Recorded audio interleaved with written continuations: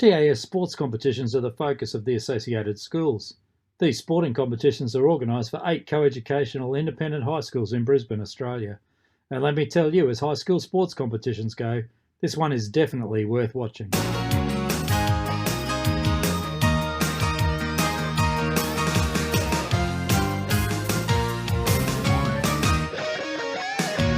Hey everybody, welcome to episode 1.3 of TAS Sport. It's worth watching. It's a podcast covering all things that are TAS Sport. So let's kick off this week's Boys Football edition. I'm Chris and I've got Sam here with me as we put together our first football episode. Hey Sam, how are you going this week? Yeah, very good, Chris. Really good to see TAS back on the agenda and to see all our students back out in the court and back out in the field. Yeah, it certainly is. Well, let's get into our review of last weekend's games. So what caught your eye in TAS football last week, Sam? Numerous games going on, Chris, across the board. I'd say the first games will always be obviously a tough call and always very competitive. If we look at the first from last weekend, Chack had a really strong start to their four rounds of their first season, defeating St Columban's 4-0. Ormiston College went up against Canterbury College and came away with a 2-0 win. Westmac defeating St Paul's, only one goal difference there with a 2-1 defeat, and JPC coming away with a 6-0 lead over St John's. Okay, and in our second competition, Ormiston, Chack, Westmac had wins with St John's and JPC fighting at a 2-2 draw. What'd you see in the Year 10, Sam? What was going on there? Well, Year 10's, Chack, what a stormer of a game. 11-1 win over St Columban's, so pretty good result for Chack where Year 10 are concerned. Again, JPC had a strong win against St John's with an 8-0 defeat.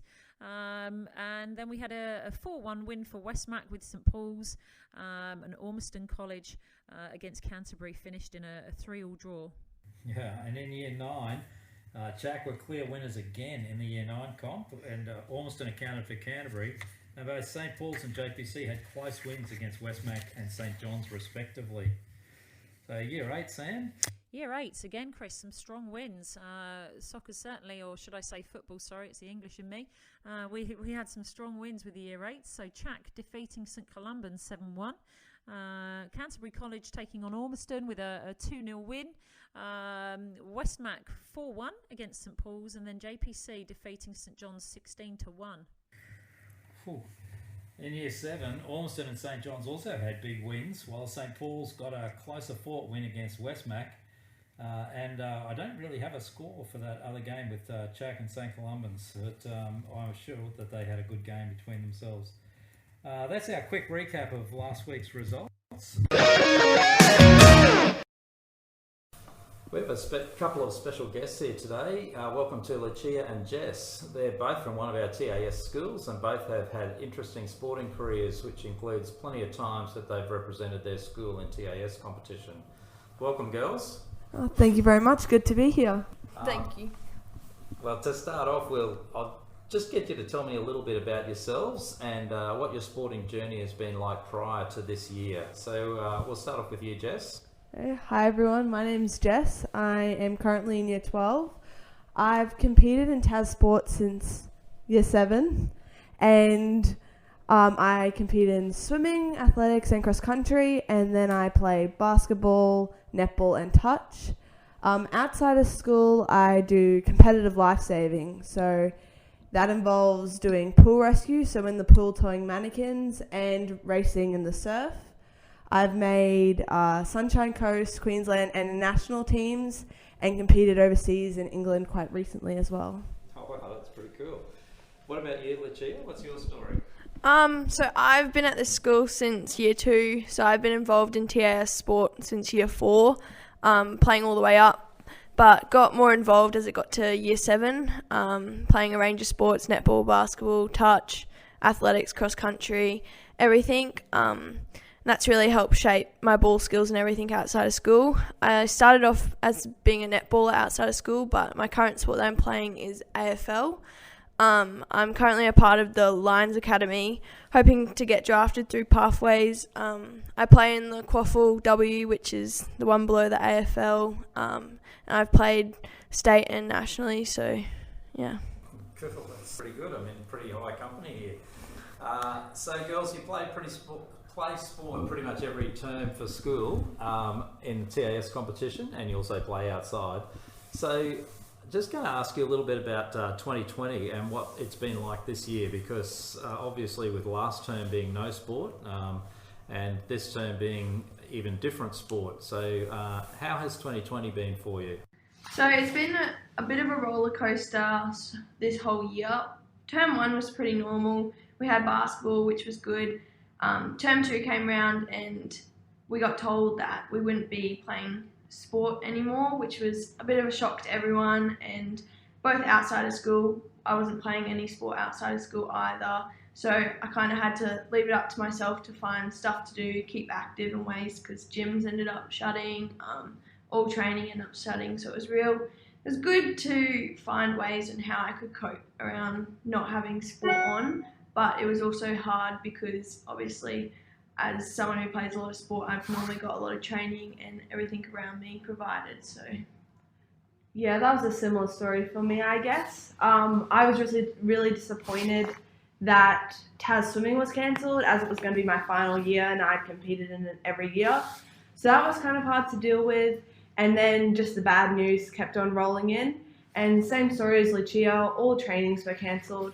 And the main struggle was really trying to find a way to not just keep physically active, but mentally active as well. We both participate in a lot of sport, and that's really what drives our whole lives. So having that big chunk of our lives taken out, that was probably the hardest part. Yeah, I can imagine that. It's been pretty hard for me as an administrator, just not having sport to go to. So I can only imagine how much more difficult it is for you guys. So you normally participate in swimming, cross country, and athletics, which is great. But this year, with things being a bit different, we're looking at doing our swimming, cross country, and athletics, but with new outbreaks happening in Victoria and in parts of Sydney. Do you worry about how that might impact what we're planning to do here? Definitely. I would love more than anything to compete, but I think the safety of everyone involved, including the teachers, the officials, and the athletes and the students, safety has to be the number one priority. And as much as I would love to compete and will do anything to compete, I think safety does have to come first. Yeah, as Jess said, obviously safety is a big thing, but it would be disappointed if that opportunity got taken away, because it is our final year in school, so it's supposed to be the big one. But also just to get participation, I've done that pretty much every year, and all those events are so memorable. You know, you get around everyone, all the different schools are there, so hopefully it can follow through in any way possible. Well, I'm certainly hoping that we're able to do that. That's our plan. Both of you girls are pretty sport-conscious people, but what about the rest of life? How has COVID-19 impacted the way that you'd normally go about your school day or your week? I definitely lost motivation just as a person every day. I'm used to waking up at 4:30 every morning, and just not having that structure in my life was really hard mentally. I had to find motivations in other parts of my life, so contacting friends all the time and talking to some new people overseas that I haven't got to see for a while because I haven't competed overseas. Just reaching out and trying to stay connected with the people who I would usually see every single day, but because that was taken away, just trying to stay social and did some puzzles and just staying mentally with it and finding that motivation somewhere else. Yeah, like Jess said, obviously I had to find some new hobbies. I became a Sudoku person and got real involved with that. But not only did it impact our sport, it definitely impacted our school. In year 12, both of us, we had 4 or 5 weeks at home doing online school, which was not the easiest. Obviously, you got used to it. And I kind of enjoyed it because I had that extra time where I could kind of do my own thing and have more time to exercise if I wanted to keep up with it, or go for a walk, or just clear my mind. But it was hard because when you're at home, it's never the same as that teacher-to-person contact. Like, you're not with your friends, it's just not really there. And for quite a period of time, we actually couldn't even see our friends on the weekends and stuff because we were supposed to be in proper lockdown. So I wasn't really seeing anyone, and it was mum and dad were still working, so it was just me at home. So it was a bit different, but yeah. Yeah, well, that was actually my next question was going to be, what about with those weekends? Because even though we had that time away from school, we're kind of back into school now, but we're not really doing a whole lot of those outside of school things, or maybe you are. So how's that impacting on your social life and being year 12, where that's normally such a big part of what you do? How's that impacting on what you feel about how life's going for you this year? Yeah, as restrictions have been eased in the last couple of weeks, we have got back to some normality with training and socialising and catching up with friends. Definitely just being able to go for walks with my family and just really getting, like, as a family, I think we became a much stronger family during the COVID times when we were in lockdown. But as soon as we did break our lockdown, we definitely like hung out with friends. We went back to training, going back to the beach up in the early mornings while there weren't that many people around, just to go for a swim, go for a paddle. That was definitely really nice once those restrictions came off. Yeah, as Jess said, it was a bit like that. Obviously, on the weekends, it was more family time or my own time, or maybe I could go and see one or two mates. Sport wasn't really on, although when it went to 10 to 20 people, I definitely took advantage of having the ovals around the place just to get out, go for a run, and all that stuff. I was lucky enough to have my own sort of home gym at home, as well as a running machine and a couple other things, so I could kind of stay on top of that. But other than that, it was getting quite boring. Me and my mum were starting to do some puzzles every night, seeing who could be the first to finish them, but it just got a bit, we all got sick of it towards the end, because it was a bit repetitive and there was no structure. Like, you wake up and it'd be like, oh, what's on today? And you could kind of do your own thing, as well as me not having my license or anything, so I was stuck at home. I couldn't do anything unless I walked, or was lucky enough to catch an Uber if I was desperate. But yeah. Okay, girls, it's been a great chat, but I've got one more question for you. Do you have any pearls of wisdom that you'd like to share? Like maybe give some encouragement to younger players if you were talking to your younger self about your journey. What you might say to that younger self in year 7 starting out in TAS sport. Or maybe something about how you've managed this world that we find ourselves in at the moment. I know there are some people who feel pretty down because life's so restricted for so long now.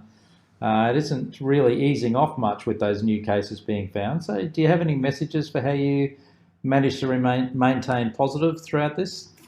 I think looking back at my time in TAS sport, it's definitely, if I were to tell my year 7 self one piece of advice, it would definitely to be just enjoy every single game, every single moment, every single training session, because in a blink of an eye, it's going to be finished.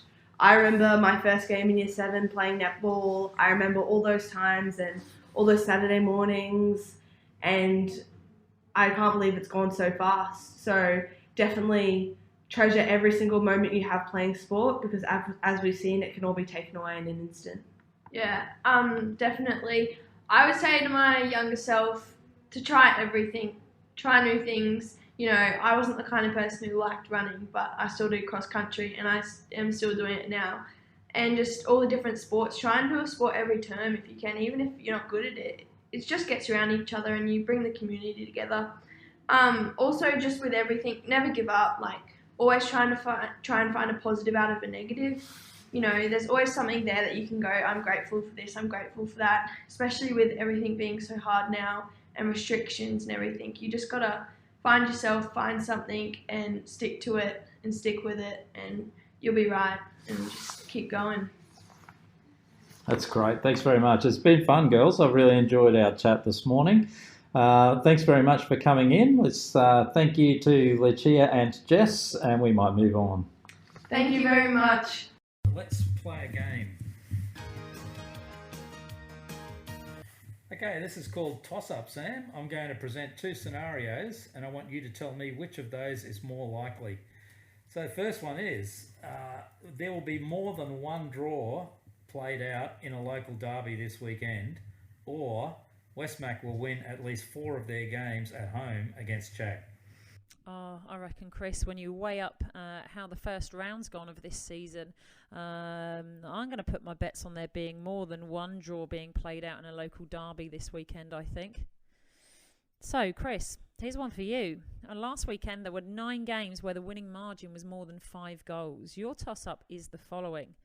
This weekend, there will be more than 6 games won by a margin greater than 5 goals, or JPC will win all of their games in their local derby against Canterbury. So which of those are more likely? Well, I think a lot of last week's big wins stemmed from one school being mismatched against another. And I don't see that total mismatch of school on school this weekend. I can see some schools dominating the number of wins, but I think the scores will be a bit closer. But having said that, there is potential for a few big scores to accumulate. And looking at JPC and Canterbury, JPC probably favoured to beat Canterbury in the majority of age groups, but there's similar quality in at least one or two of those age groups where Canterbury could snatch a win or even a draw, which would take away that JPC winning everything. So I think I'll go with at least 6 games or more won by 5 goals. Okay, here we go with our predictions for round 2. Prediction number 1, Sam, what's your sure thing? Oh, sure things, Chris. So games that are on this week, I'm going to go with the Westmac versus Chat game. Oh, I think that's going to be a strong game. You got 2 schools there that are pretty strong across the board and on the football front. I'm going to say Chat may come away with a win against Westmac. Okay, I think that Ormiston Seconds will get the win this weekend on the back of their big win last week. I think that they'll back up that effort. Moving on then, prediction number 2. What will be the closest game of the weekend, Sam? Oh, I think, Chris, possible close matchups are going to be the following, and certainly where Year 8 are concerned. I think Chack against Westmac, which I've alluded to, is going to be a pretty close game. It'll also be interesting to see JPC play against Canterbury College and see what the end result is there with those Year 8s. So watch this space. Yeah, well, both of mine are from Year 7 actually. Just having a look at the scores from last week, I think that JPC and Canterbury Year 7 game, who both had heavy losses last week, will be a close one. And I think that Ormiston and St John's from Year 7, who both had big wins, will be a close one. So I think both of those games are going to be good ones to have a look at. Finally, our round 2 prediction, number 3. What 2 schools will have the closest tussle throughout the day? Oh, I think if we go back to last year and we look at the champion soccer school ladder position, Chris, I think it's got to be Westmac against Chack. Westmac finishing in 4th last year and Chack finishing in 3rd. So I think that's going to be one to watch. Yeah, I'd agree. I think that Westmac and Chack will have the closest tussle throughout the whole day. Westmac's football's pretty solid, and Chack showed last weekend that they too have a pretty solid football program. Well, there you go. Those are our fearless predictions for round 2 coming up. I think that brings us to the end of our football podcast for this week. So thanks, Sam. I hope to get you in again sometime. Yeah, good luck to all of the boys out there putting their football boots on for this weekend, and some pretty strong games certainly on the agenda. So looking forward to seeing the end results of those games. Well, that's it from us for this week. You've been listening to TAS Sport. It's worth watching. On behalf of Sam, Lucia and Jess, I'm your host Chris, signing off for this week.